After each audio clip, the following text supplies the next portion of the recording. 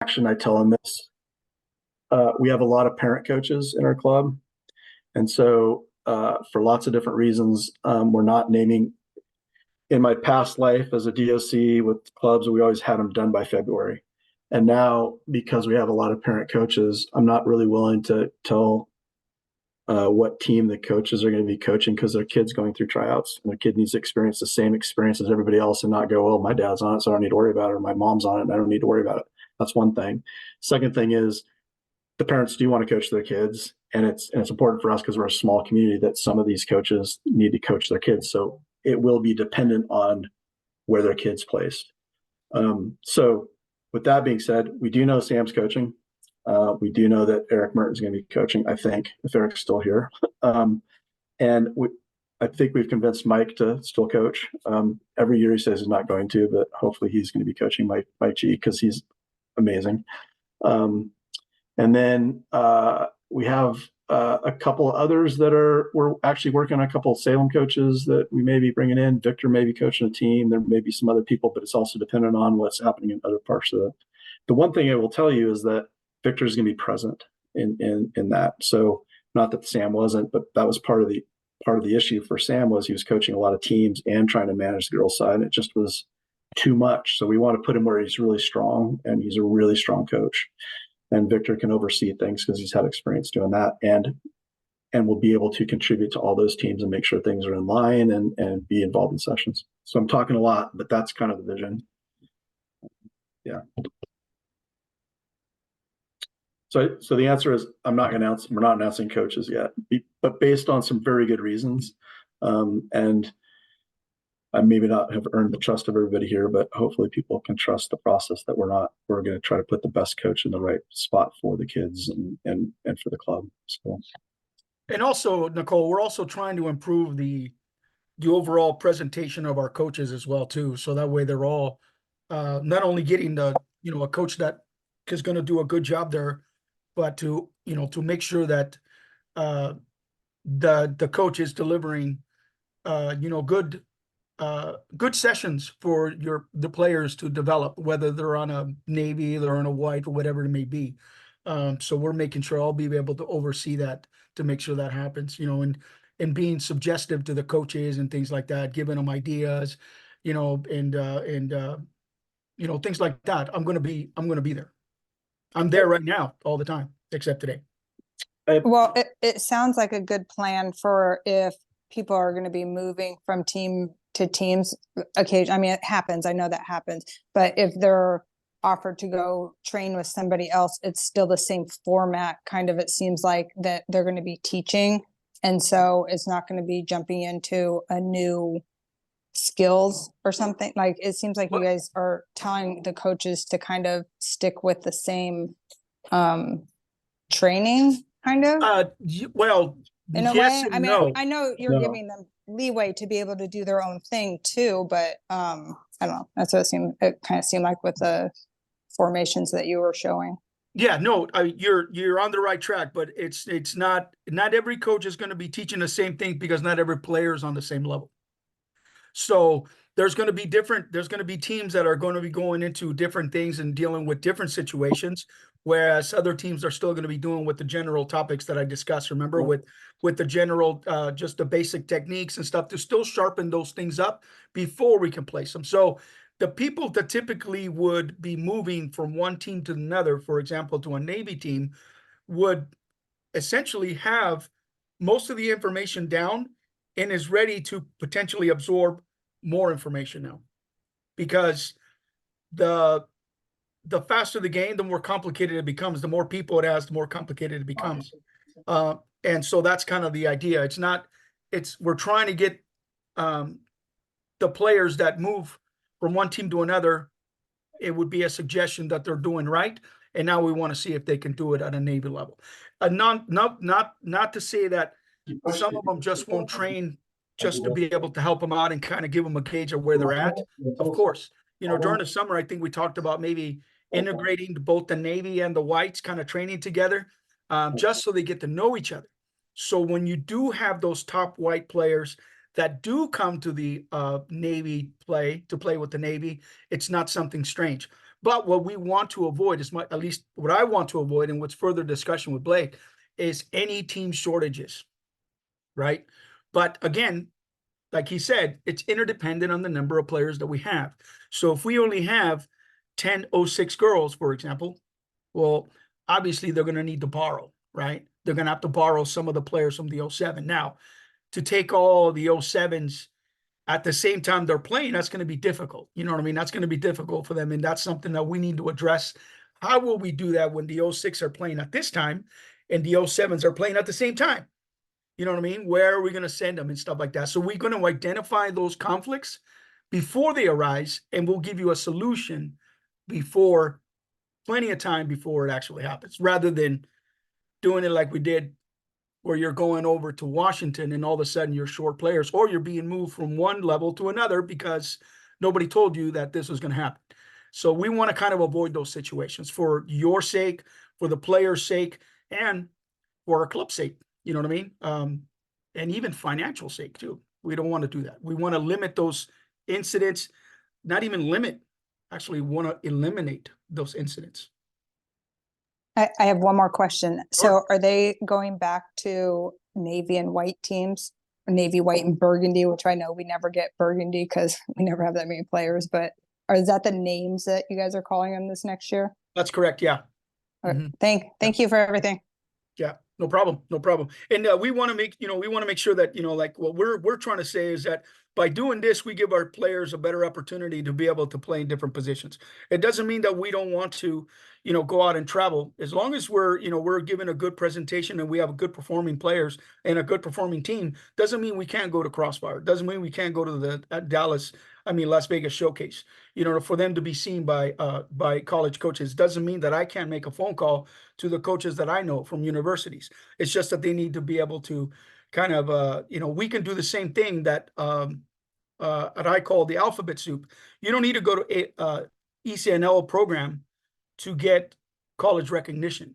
You don't need to go to MLS Next program to get recognition.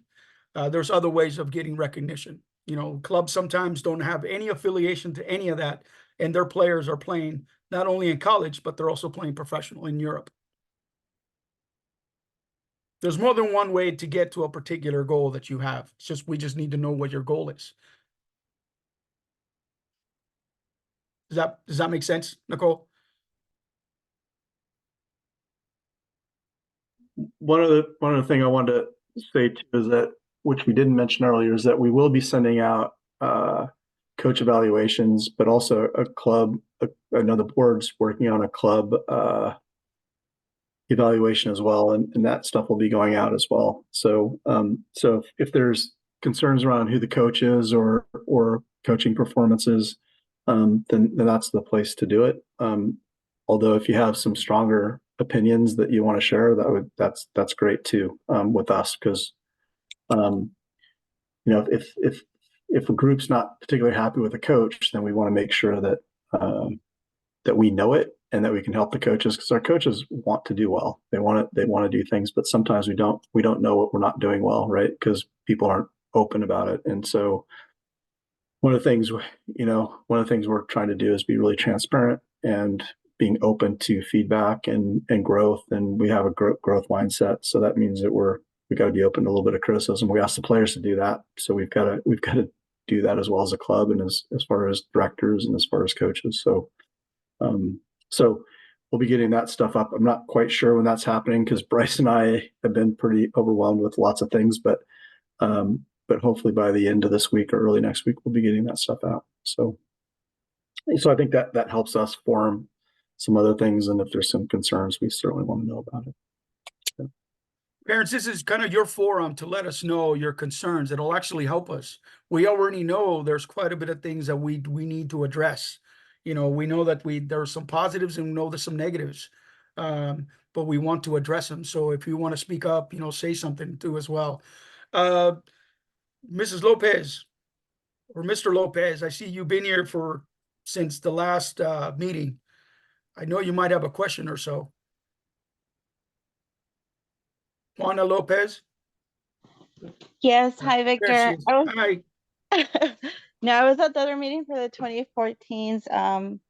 But for this one, just to clarify, so we're no longer partnering with the SCA. It sounds like we're doing a white and a navy team. Does that sound correct? Yeah, that doesn't mean we still don't have a friendly relationship with them, and there may be opportunities for us to go to tournaments and things. But SCA is not doing DPL either, by the way. They're going to strictly OYSA. They're pretty dissatisfied with how DPL went as well.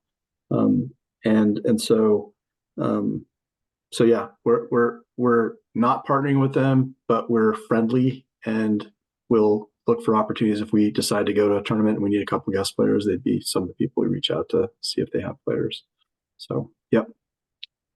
Did that answer your question? I hope. And also, I would like to see that our players go and get the experience, right? You know what I mean? If we want to go, the only way our players are going to learn is to get that experience. You know, I don't know who this ESA or EL, you know, I don't know who that is. I don't know what DPL is, but if we cannot not use those and give more opportunity more to our players to develop and have that competition, that way it's used as a barometer to let them know where we're at. I prefer that. You know what I mean? Well, you know, that's my preference, but that will always be an option as well. That S group or whoever they are. Hope that answers, Joanna. I hope that helps you out, Juana. Stacy, I see that you've been here since the beginning and came back with us. Stacy Reese, do you have a question?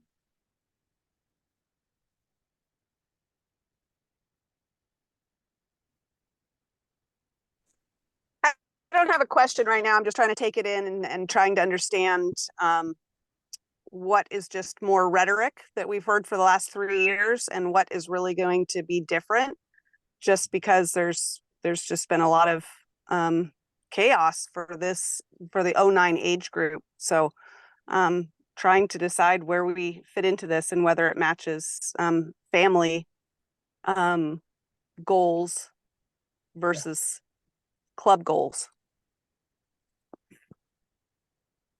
Is your daughter Stacy playing something other sports, or what is Yeah, or- my daughter does other sports. okay. So Okay. it's a balancing act, and Of course. so And what team know, does she just play trying for to- currently right now? what's that? What team does she play for right now? She plays for the 08 Academy. Okay. So we're just trying to figure it all out and see where this club is going and seeing if it's a match. Yeah, well, I know that there's been, you know, situations that, you know, that maybe you've disagreed, but we really are trying to address them and make sure that we're. Oh, I know. I know. I understand that. I mean, but you know, these are girls at an age that need to have their confidence lifted. They need to feel valued in what they're doing and feel like they are improving, and that their self-worth is strong as well. So those things are as important to me as or more important than the technical skills. Mhm. But it's important to have that team consistency to be able to grow those technical skills as well. So all of those things need to fit together. Absolutely. So I mean, I like what I'm hearing, but I've also liked it in the past meetings too. And then it ends up changing when they're on the field. Yeah, no, I understand. And I hope to make a change. You know what I mean? I do hope to make the change. And I can tell you this, that I've made changes before with other clubs. And so I'm hoping to make the positive change. And more importantly of that, what you said is, and I told Blake this, that I want to be able to deliver to the girls a program that, you know, they haven't seen before, a little more attentive, a little bit more, you know, giving them more credit for what they've been doing and stuff. Not that they haven't got credit, but I certainly want to put them up more on a pedestal. Like you said, you know, I want to not only to increase their technical skills, but that also increases confidence. But just praising them just along that the hard work that they put in. I mean, Absolutely. Yeah. I've coached some of them. I've coached some of them. I've coached some of the girls teams already, and they were hustling. They were hustling, and they almost there was a craving for that actually. But there was a craving for Yeah. a Oh, push absolutely. because they were Yeah. willing to These are, work. You know. they're absolutely willing to work. There's no Yes. doubt about that. And I noticed on the girls that I've coached, that I had the privilege to coach there, run a session for them. They were all ready. I mean, they were huffing and puffing. No, that will get me wrong, but there was no complaint. And in fact, one of them the other day came up to me and said, "Are you going to be coaching us again?" So, you know, it's just something that I know that the girls can do, and I can see it. And I hope that to bring that kind of use that enthusiasm and that drive to help raise the level of our girls. And I mean that, Stacy, I do. Yeah. I appreciate that. And I appreciate you holding these meetings so we can hear everything and ask questions. It's an important part. You're welcome. Let's see who else do I see that's been here a while. Rich, I believe you already were you here on the other meeting as well too? Yeah, I mean, I showed up late, so I apologize for not making the earlier meeting or the first part of the earlier meeting. My biggest concern is that you insulate the coaches from the parents. I'm sorry.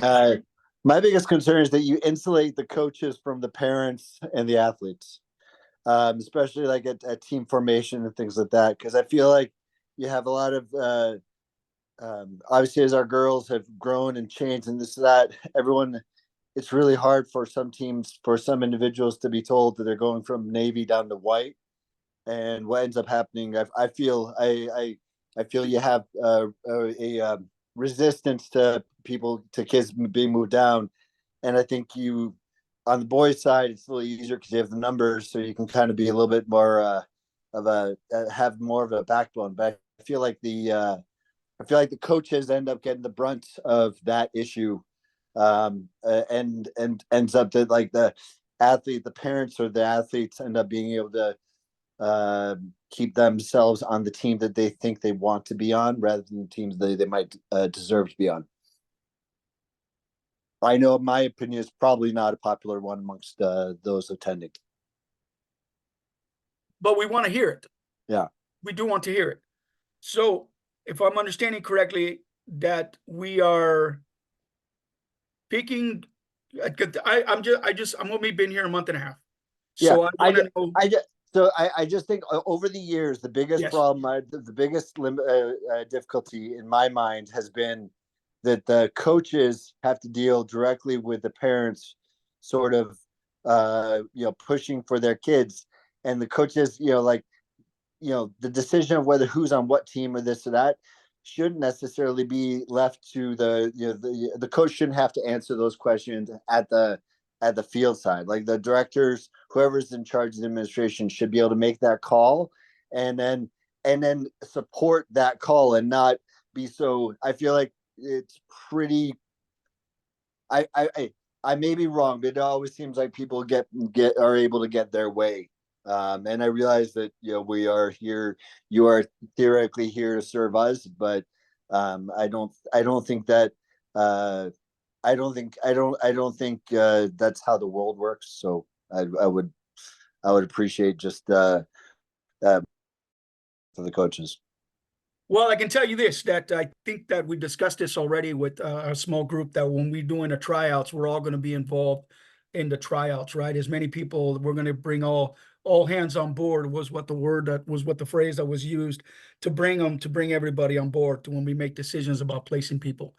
As far as there is an advantage to having bigger numbers, Rich, and there's a disadvantage to having lower numbers. But definitely but if I'll tell you what, every time there was a selection of a player going to a particular team, it's the coaches, as far as I know, all the time. I mean, I've had a number of, in every program, PDP, ODP, you name the program, ECNL, you name it, I've had to deal with those issues myself because I'm the coach. I'm the one that's making that final decision, who's on my team and who's not on my team. So, but although I can tell you that my directors are backing me up on that decision. And I think for us is to have all of us on board on as far as the decisions we make, and support the coach on the decision he makes on what player belongs to what team. At least that's the idea. But unfortunately, yes, we coaches have to deal with the parents as far as letting them know either the good news or the bad news. You know what I mean? But I know that we are going to support our coaches in every way, and whatever decision is made, and we're going to try to stick to it if that's what you're asking to as well, not flip it around. And of course, remember, keep in mind that sometimes numbers matter. You know what I mean? So we have to kind of, well, I guess I could say it. I feel that there in this past year, certain coaches were decided that they were maybe not favored and by parents or whatever, and so the kids didn't stop attending or went to different. And I don't know, like then the numbers of the who's attending goes down, and the whole energy of the practice goes down. I see. And so I would, rather than, I understand, believe me, I've got 3 kids, all 3 of them play on the club. They're at a variety of levels, play on a number of teams, across the gamut.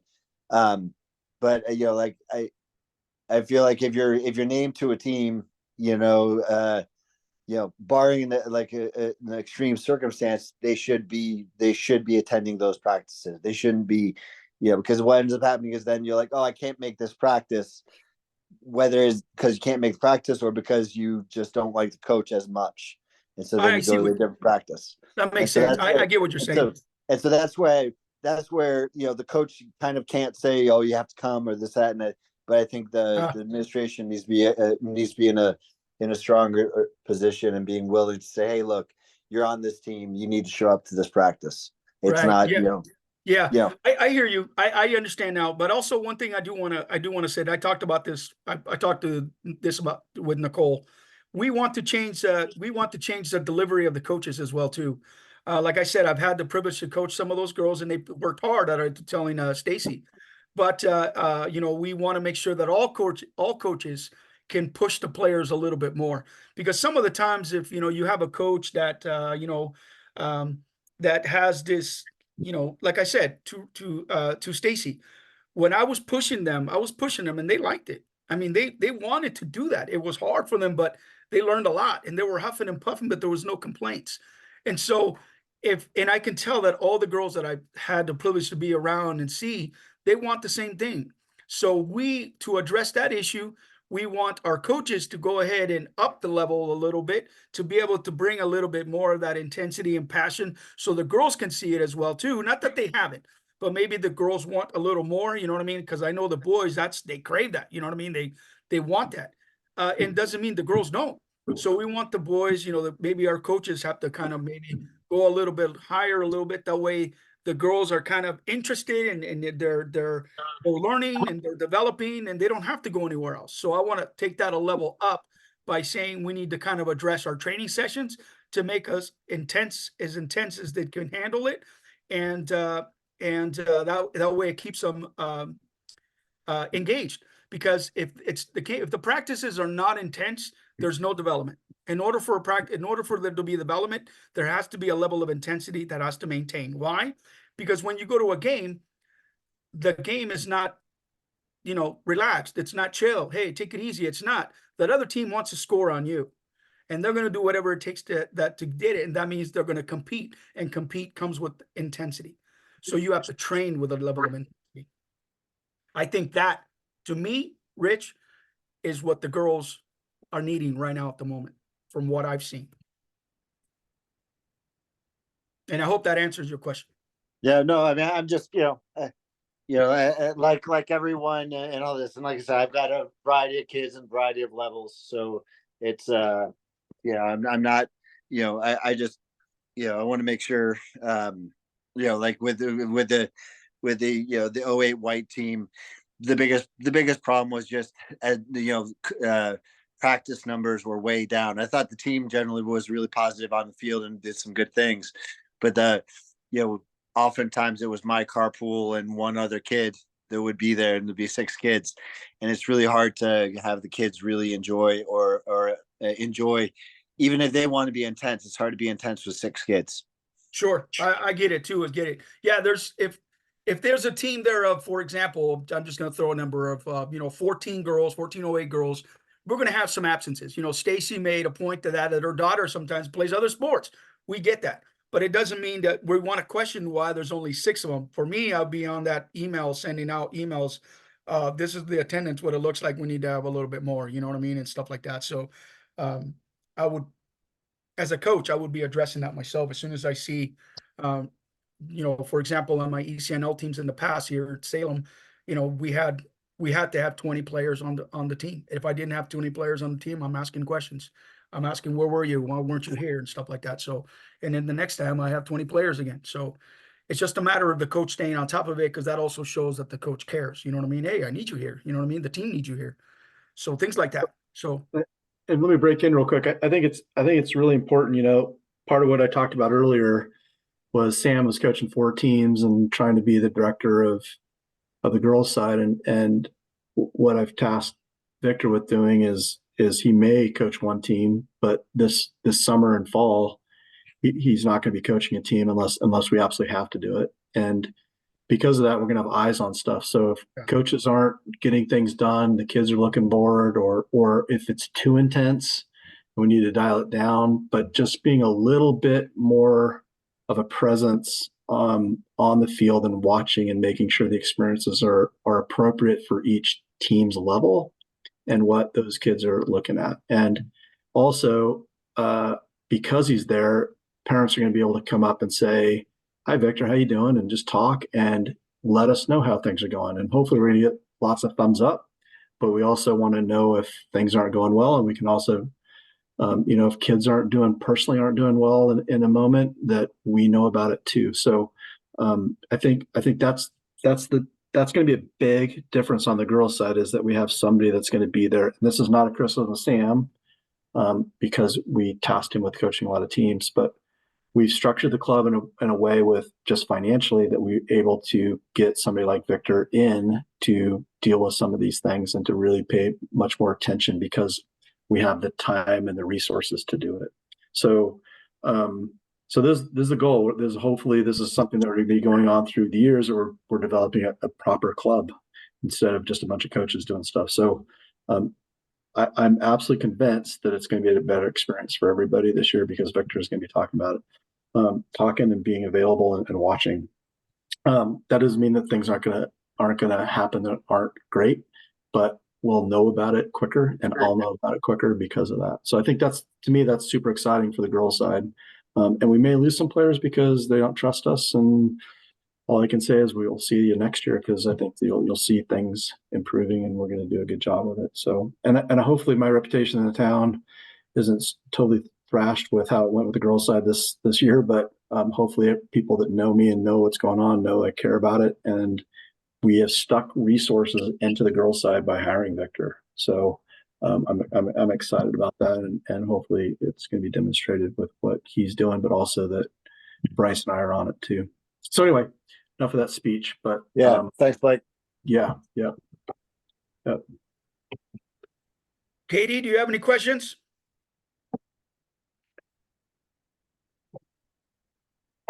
Sorry, before you jump in, I will say we've got about a minute left on this Zoom call as well before it kicks us off. So do we want to try to do it again right after everybody hop back on, or do we want to try to schedule a meeting for next week? I'm okay with either or. Parents, if you want to continue, I'm okay with it. I want to hear your concerns, because I'm here to address them.